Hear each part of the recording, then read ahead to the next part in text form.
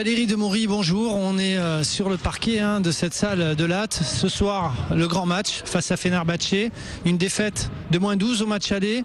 Ce soir, on peut espérer que Latte remporte sa première victoire en huitième de finale. Bah écoutez, en tout cas, on va tout faire pour, même si on sait qu'on s'attaque à un très très gros morceau.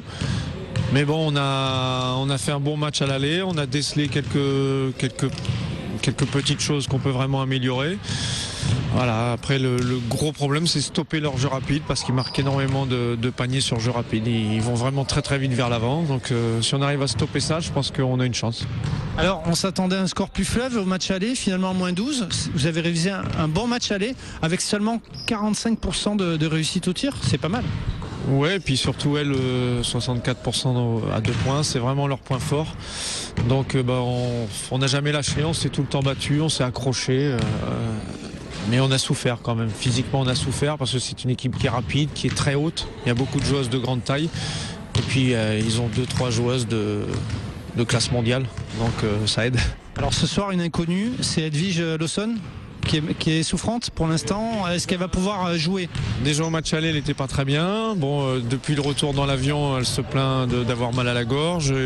Hier, elle était vraiment physiquement KO, donc elle est restée à la maison.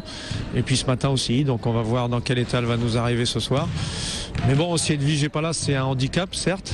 Mais Virginie a fait un très bon match à l'aller, donc il n'y a pas de raison qu'elle ne tienne pas les rênes encore ce soir. Alors ça va se jouer encore sur le défi physique également?